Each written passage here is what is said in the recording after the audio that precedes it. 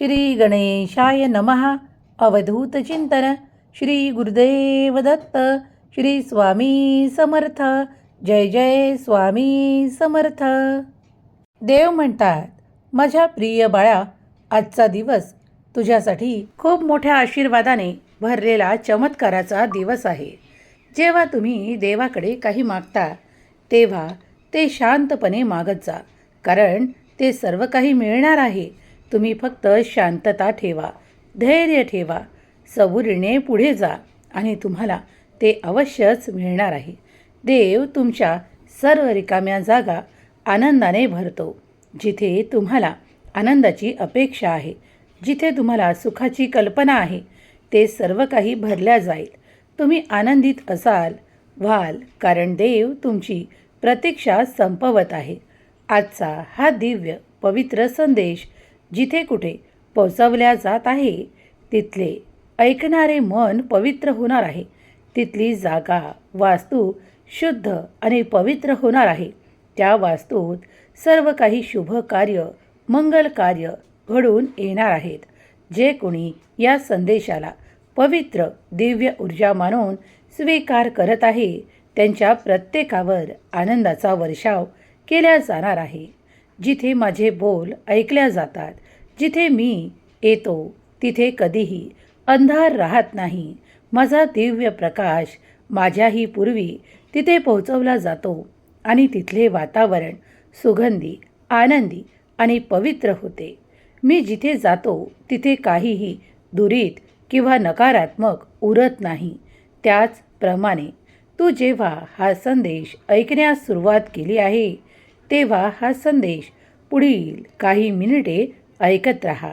तुझ्या मनावर सकारात्मक परिणाम करणारा, तुझ्या ऊर्जांना पवित्र करणारा संदेश पुढील काही मिनिटे ऐकत राहा.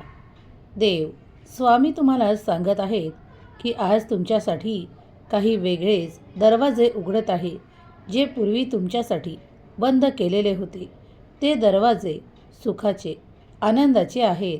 जिथे तुम्ही प्रवेश करताच तुमच्यासाठी काही संधी, काही आनंद आणि काही अशा गोष्टी आहेत ज्यामुळे तुमच्या सर्वत्र आनंदाला वाढवता येणार आहे. जर तुम्ही हे ऐकत आहात तर तुम्ही भाग्यशाली आहात.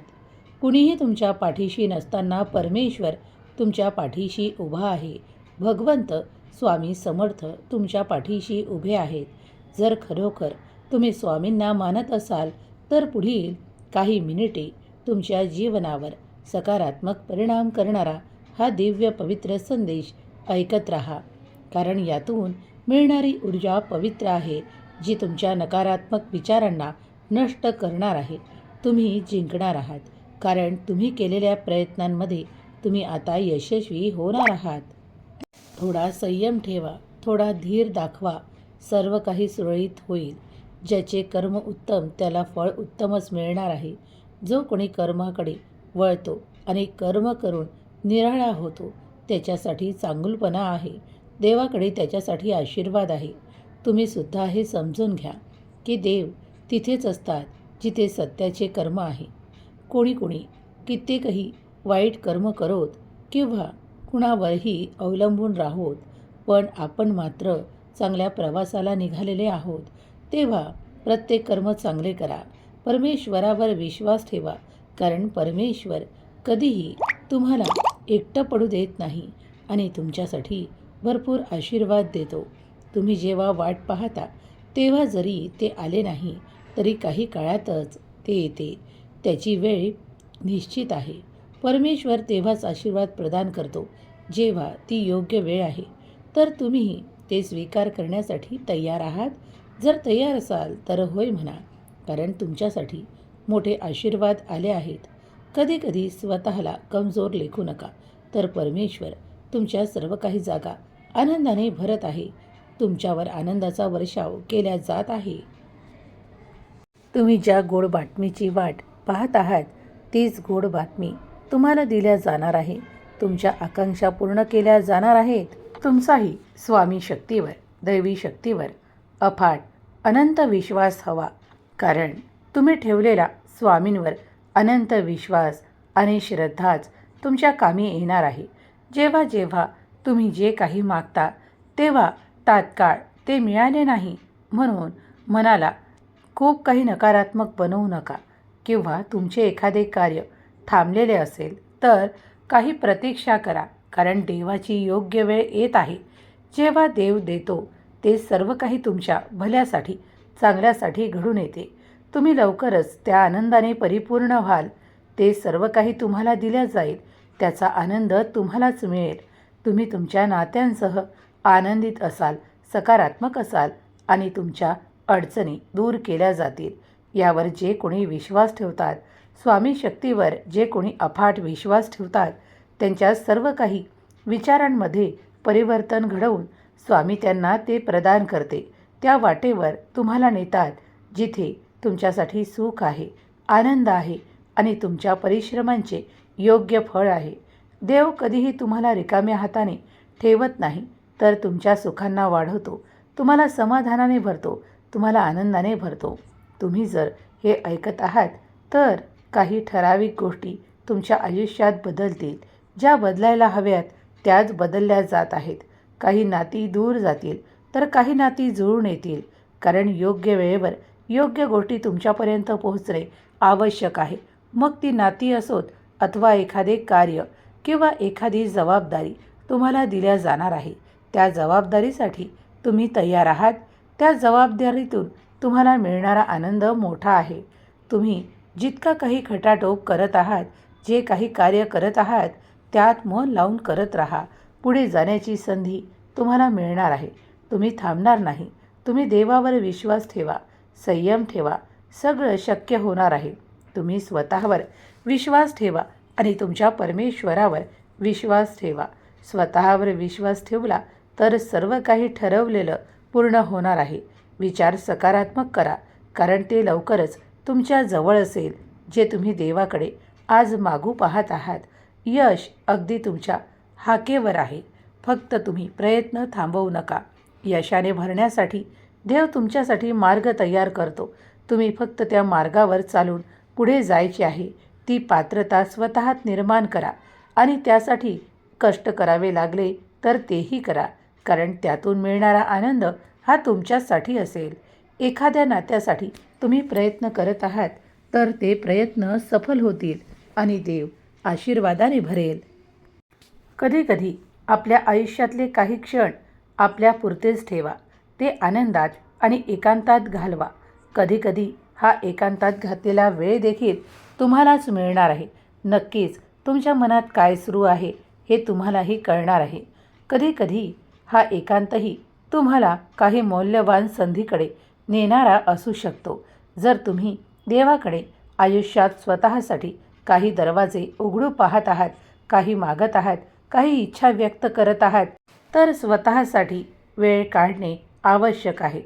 मित्रांना खूप वेळ दिलेला आहे, आपल्या परिवाराला, कुटुंबालाही खूप वेळ दिलेला आहे, पण आता वेळ आली आहे ती स्वतःला देण्यासाठी. जर तुम्ही हे ऐकत आहात तर तुमच्या भावना देवापर्यंत पोहोचवल्या जात आहे. तुम्ही जी काही इच्छा व्यक्त करत आहात, अगदी या क्षणाला तुम्ही देवाला प्रार्थना करा आणि ती प्रार्थना तुमची पूर्ण होणार आहे.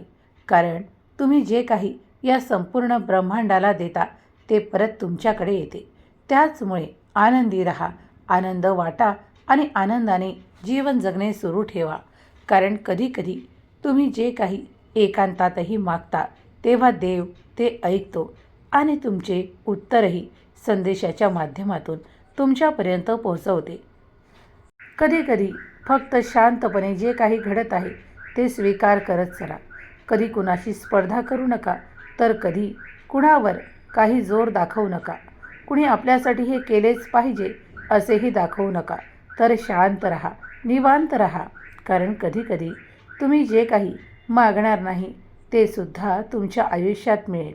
कारण परमेश्वर तुमच्या चांगल्या कर्माचे फळ घेऊन तुम्हालाच प्रदान करणार आहे. कधीकधी तुम्ही खूप काही आनंदात असता, त्या क्षणाला देवही प्रसन्न होतो आणि तुमच्यासाठी मोठे आशीर्वाद देतो.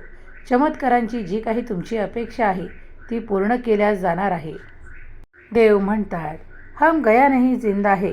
या माझ्या अभयवचनावर विश्वास ठेवल्यास तुला हा संदेश संपूर्णपणे ऐकायचं आहे, कारण तुझ्या जीवनातून काही वाईट आणि काही तुझ्याबद्दल बोलणारे वाईट लोक निघून जाणार आहेत. बाळा, मला तुझ्यासाठी कार्य करायचे आहे, तुला उभं करायचं आहे. तुला त्या ठिकाणी मी उभं पाहू इच्छितो जिथे तुझी पोहोचण्याची इच्छा आहे. होय बाळा, लवकरच तुम्ही ते सर्व काही प्राप्त करणार आहात. पुढील काही मिनिटे हे ऐकत राहा, याकडे दुर्लक्ष करू नका, कारण खुश खबर, आनंदाची खबर तुमच्यापर्यंत येत आहे.